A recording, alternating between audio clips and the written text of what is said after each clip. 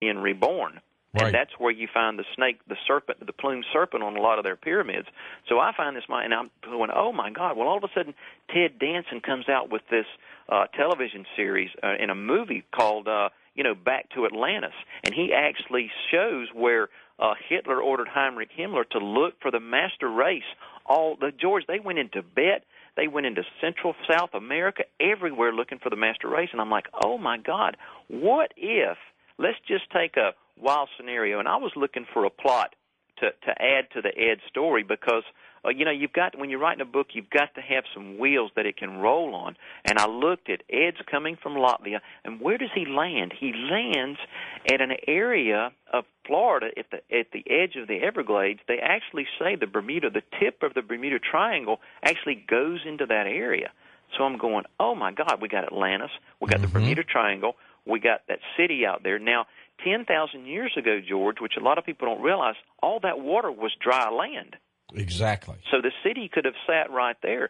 So as I'm researching this, I find the swastika and I think, oh my God.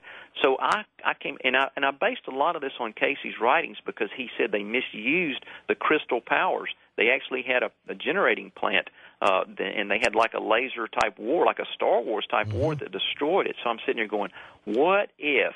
And they're doing a lot of studies now, and we talked about, and you talked about a past life in your newsletter there when you wrote an article on my book in our interview. I loved how you said, hey, what if Ed discovered he did have a past life? And they're doing studies now called genetic memories where our DNA could go back all the way. In other words, there could have been an Adolf Hitler 10,000 years ago in Atlantis, and 10,000 years, later he comes back in our era, the same exact guy, maybe different name, but that same DNA is in the blood.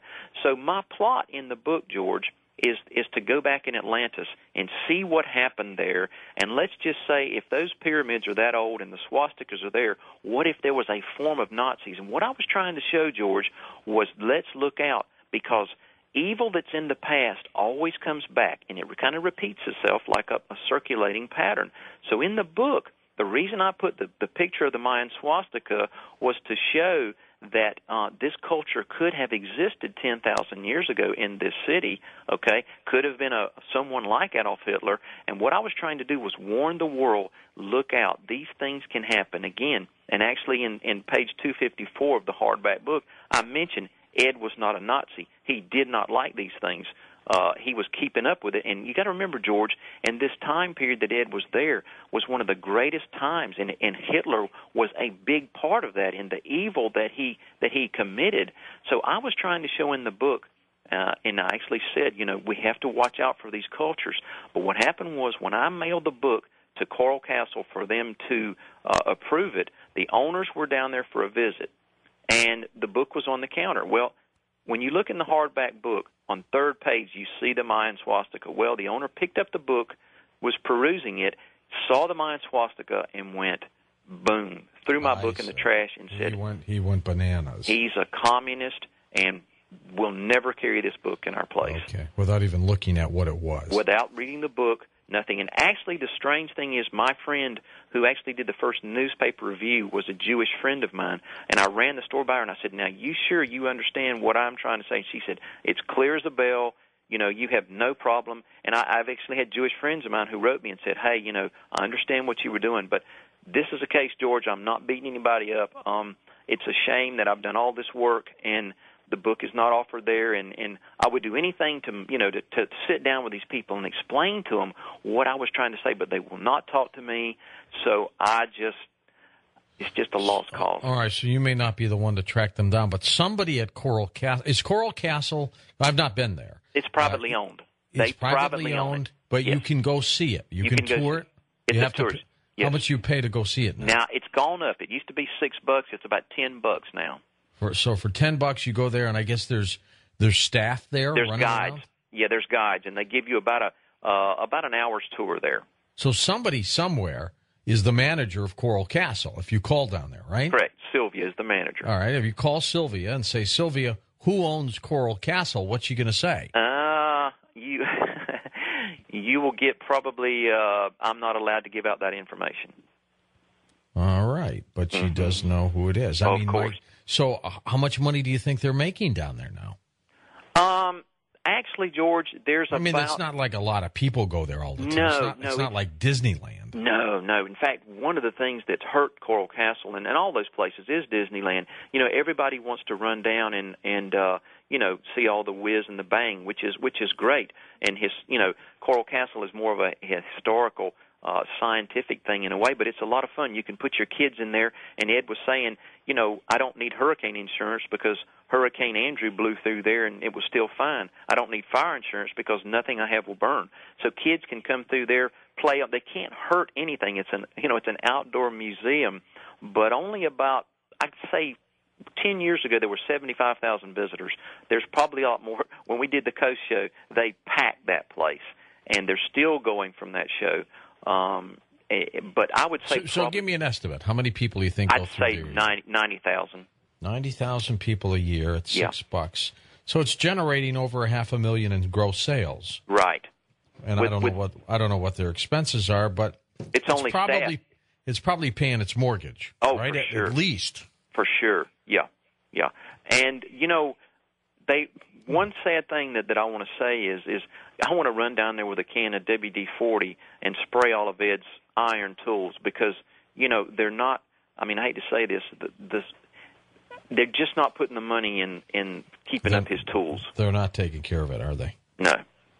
Maybe I'll get everybody from coast to coast to pitch in. And I wish you would come down on June 21st, the summer solstice, and let's have an Ed's Day. I'm working on, we have a new governor here. I didn't have any luck with the last. I was telling people, George, no Florida governor, no senator, no mayor, nobody will step into Coral Castle and say it exists. Gosh, I saw a picture of the magnetic machine, but you are right. It looks like its parts have been taken out of it. Yeah, and I don't know if you got the latest email I sent you. A wonderful photographer named Robert Wyman took a picture of the actual stone. Did you see that? Yes. Yeah, sure did. The gray matter there, the stone that sits under the 9-ton gate. I couldn't take that good a picture.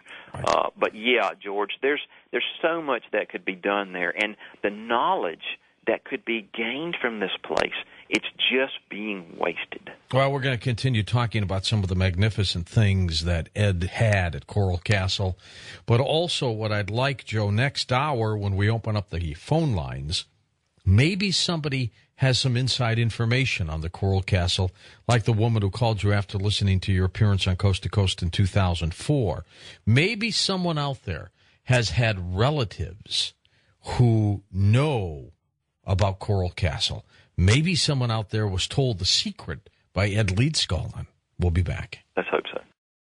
And our special guest, of course, Joe Bullard. And we'll be back with Joe in just a moment on Coast to Coast AM. Joe, our researchers, our listeners, sent me some information on Coral Castle, the taxes. First of all, the taxes in 2006, $27,578.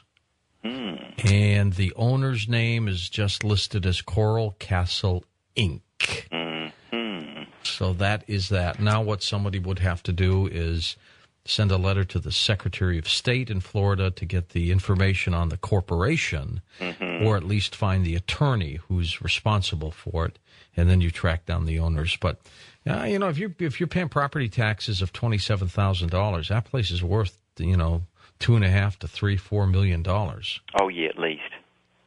So that's a pretty good chunk of property. And what is it on? How many acres? I think the site now has only got like 2 acres. I think it's on 2 acres. Okay, and I don't think the taxes have been paid yet. For 2006. Okay. And they have to pay them by May 31st, or then they start paying those penalties and things like that. Okay. Interesting, isn't it? That's like I said, when I got in trouble, I kind of just laid low, and I really haven't talked about it. This is really done the first time because, George, I wouldn't hurt anybody's feelings in this world, and I understand they lost some family members during the Holocaust, and, George, if there was one person out there who thought I was a Nazi, I would destroy my book. I would quit all my research. I wouldn't do anything that was remotely connected to that, and I'm so sad that that's the thought there. But I thank you for letting me clear the air here with the listeners and anyone who bought that original book. You know, I've never had any other complaints.